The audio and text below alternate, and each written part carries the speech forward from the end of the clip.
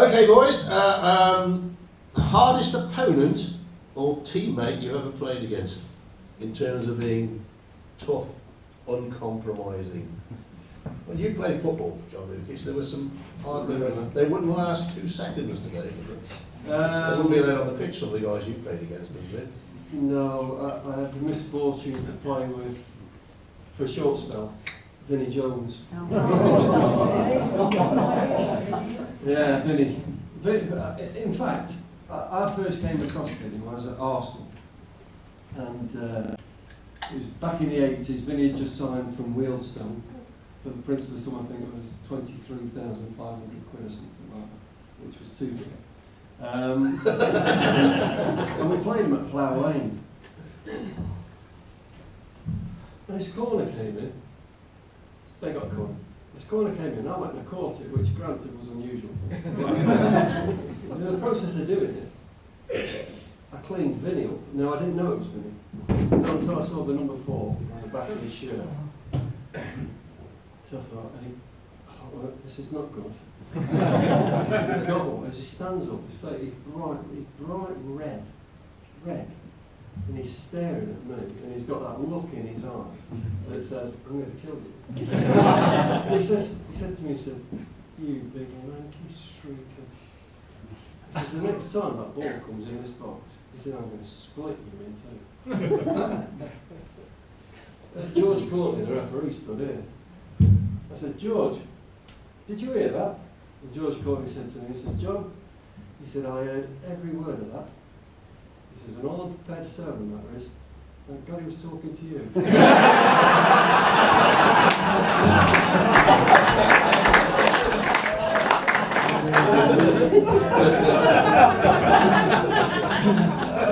Coach. Well, for me, there has been quite a few of them, as you can see. I think one of the hardest men I've ever met is a guy called Jean-Pierre Garouet. He played for France. He's in the Basque region of the Pyrenees, so he don't like the Spanish. He don't really like the French. So you can imagine what he thinks of the bloody English. And Garouet was the first man to be sent off for eye gorging. He put on his CV. He's that sort of guy, you know what I mean? He's a nightmare to play against. He was also champion rock thrower in the Basque region. Anyway, France are playing England in Paris, and Berbizier is a monster. He's a nasty piece of work. You really don't want to meet him on the dark night. And we had on the day our little English scrum half, red hair, ginger, Richard Hill. He played for Bath in England, went on to captain England. Fiery little, 5'7", whatever.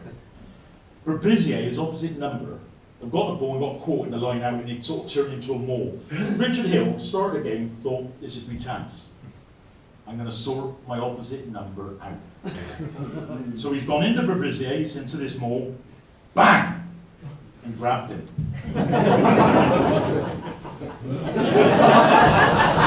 You get the idea of that. An iron-like grip have gone around Richard Hill's hand, like that. Richard Hill is now truly trapped in this game. You've got it, Berbizier is still playing rugby. Richard Hill has got the wrong man's balls in his hands. Richard Hill, 5'7", has got pound for pound probably the hardest man in world rugby. And he's got a choice now, Richard Hill. He can either wait for them all to break up and take his hiding like a man, or do as he did. One last squeeze, twist, gone. In the dinner, in the post-match function, a very nervous Richard Hill went up to the massive Garouet and said, "Did we enjoy the game, Mr. Garouet?" And Garouet, in very broken English, said, "I will when I find out who squeezed my balls." And Hill said, "Chilcott's a dirty bastard." So that's how I broke one of his balls. Next time I played him. Hard man. Guys, any uncompromising people in the world of cricket? Well, I guess cricket different to football and rugby, you have that sort of physical contact, so to speak, do you, I guess, but you get verbals, I suppose, and the facing a little red ball at 90 miles an hour coming down your head is quite intimidating at times, I guess. But I think probably the toughest cricket I ever played wasn't professional cricket, it was league cricket, grey cricket in Australia. I went over there as a 21-year-old, whatever I was, and they're not very clever about it, but they let you know in no uncertain terms of what they think of English people, etc. So that was probably the toughest. There was one guy in particular who played a bit over here actually, a guy called Duncan Spencer, who had plenty of verbals, a lot to say. So I had a little bit of go back as you do. He was only 5'4", what he did, sort of thing. It turned out he bowled about 95 miles an hour. And yeah, he gave me a hell of a pace. I think it was only my second game over in Australia, and he bounced me and hit me a couple of times. But it's a good experience, and I learned from it. I kept my mouth shut ever since. Here's a YouTube video of him bowling Viv for Kent over here. So look at that when you get home, and he gave him right over it. And I think it's probably one of, if not the best ever. So he was useful. You just mentioned it. It's the seam factor. That kind of era where he played against the West Indies and such like, and they would just keep coming out of the trees. They've got so many.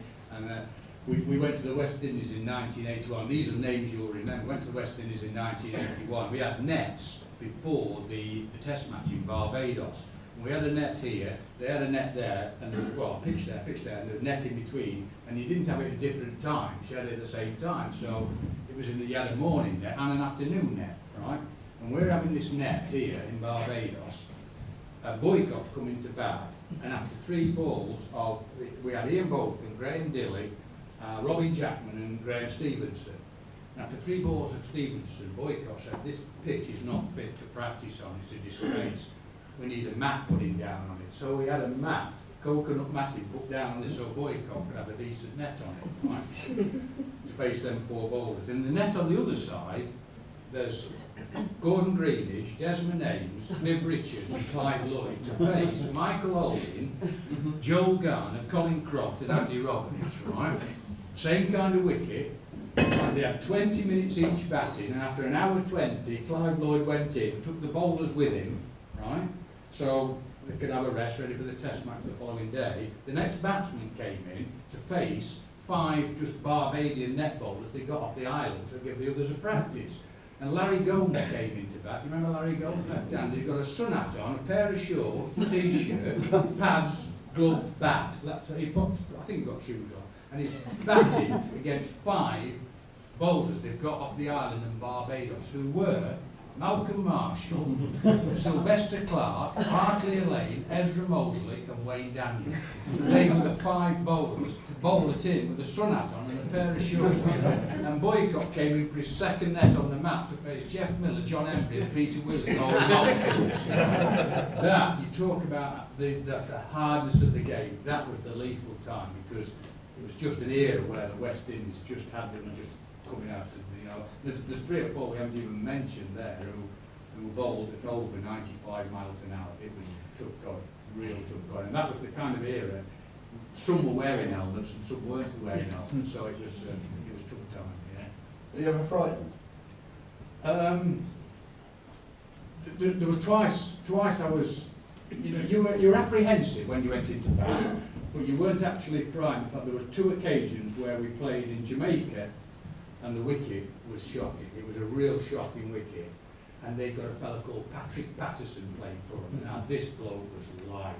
He was over 100 miles an hour, and he was at it. And the wicket, you just felt the technique that you'd learned over the years was not going to combat it if something went wrong with the ball on that pitch. So, yeah, you were a little bit more than apprehensive. And the other fellow was Jeff Thompson.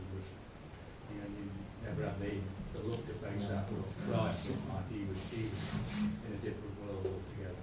Yeah. Never said a word. Dennis Lilly used to give me, what which is just talking all the verbal. Dennis Lilly used to give it me all the time. Jeff Thompson never said a word. He just did it with the ball. He would have been now, if they had measurements, he'd have been over 100 miles an hour. Tom, that's how quick he was. Yeah, frightened, John. No? No. Only in West Brom with all them Leeds fans. Yeah. When it's mob happening, yeah, it becomes a bit of a problem. No, I don't know whether that's because I'm thick, or whether because I never felt intimidated physically by anybody. And in fact, you used to get away with things in those days. Not that you couldn't now. I remember Big Joe Royal. When I was a kid, I played against Big Joe Royal at Ellen Road, and all they'd do is stamp on my feet and what have you. But the little rabbit punch into his kidneys, simple paid to that. He didn't go back after that. But there were little tricks that you used to do, you know. But you know, I played against the people like Fashion News of this world, you know, Vinny, all these guys, and yeah, they're hard men. But by and large, I used to feel as though I could hold my own against anybody. Nobody used to intimidate me in so much as that. But from an ability point of view, you're not a mug as a professional sportsman, and you know what people can do. And probably the best player that I played against was Kenny Dalglish. Kenny Dalglish, he couldn't run quick. He was never going to do you for pace. He was the hardest man to play against. He used to stick his big backside into the centre halves. They didn't know which way he was going, and he'd score goals for fun. Just the natural ability of the man. And it was somebody that you looked at and you thought, well, he's a great player, this guy. But to look at him physically and to see what he had, you think, no, he's not. And when you see him on a football pitch, and you see what he could do and the impact that he had on games, that was the intimidating thing. But you know, in terms of physical intimidation, no, I don't think personally, as a footballer or an ex-footballer, I don't think you can go onto a football pitch, and Gareth will probably say the same thing. I don't think you can go onto a rugby pitch or a football pitch and be in fear, because you may as well not be there, to be quite honest. I mean, that's probably being a bit judgmental, but that's just as I saw it in the generation that I played, to be quite honest. You're probably a bit different for you, that coach. You probably frightened a few people. They're a bit in fear of you. Well, I don't know. I'd like to think so. No, I totally agree with you. It's you're going to have confidence in your own ability, and I played, especially in the front row. In the old days, it was very much a game of physical will. You imposed your physical will on your opposite number. So if you went into that game with a fear of your opposition, you might be a better player than you. But physically, if you were scared of him, then you would be, you know, in rugby in them days, it's quite a simple game, really. You know, in Bath, we had this sort of ethos. If you impose your physical will on your opposite number, being a physical game, a contact sport, and enough of you did it, say 13, 12 of you in a 15-man side did it, inevitably you win the game. Can I ask a question? I'm interested now, because you know the laws and the rules of the game now, they've changed. Would that have a, you know, like in, you know, if you talk about novice styles and all the leagues, Norman and all this, Chocolate Harris and all that. The game has changed so much. It's now for an entertainment factor. So would you have been allowed to do the things you did in them days now? No, of course you wouldn't. So it's an entertainment now, and there's no doubt about it that these lads are young, they're fit, they're big, they're athletic, fantastic, as they put it now, product. They are great. Rugby's great. I'm not an old has-been to think it was better in my day. The rugby now is fantastic, and it's changed completely into an entertainment, a big money sport. Not a problem with that at all. And although there's a lot of injuries with contact, because they're big men running into each other, a collision sport, so to speak, you'd have to say in my era, there was a lot more thuggery. You know, referees, you play Gloucester, up down here, you know, you'd be, you know, if you got in a bit of trouble, the referee just run by and just say, oh, let me get on with it. Let's get on with it. Now you can't do that. Although they're big men, it's more handbags. It's a bit of pulling, and they'll go, oh, it's gone up. And you know, in my era, it was actually a street fight to a certain degree. I mean, you go down to Wells in the old days, and you could play at Neath on a wet Wednesday night. You didn't need the ball; it went in anybody's game plan.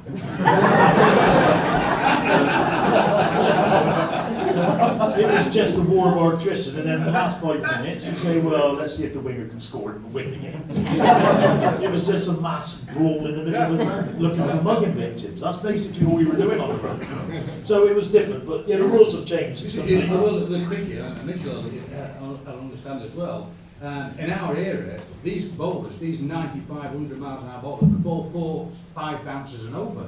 They could just run in at you and bowl and intimidate you like that. So they had to stop that because you played against the West Indies, they bowled 12 overs an hour because they've got these massive run-ups. They'd bowl 4 bounces at you, they'd bowl a decent ball at you in that over as well. So you've got, in an hour, you've got 12 balls to try and score off. Well, you could never score enough runs in the day to actually put their batters under pressure. So you never got a chance of winning the game. So they had to do something about it.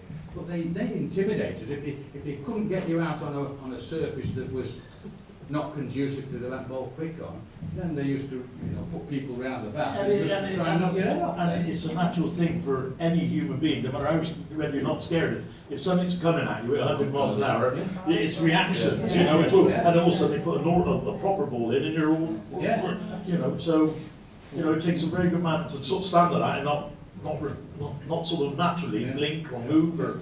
I've got to say, from a footballing point of view, and this is me probably being old now, I find the game as it is today very sterile in terms of the physical contact elements gone out of it. Now, I'm not an advocate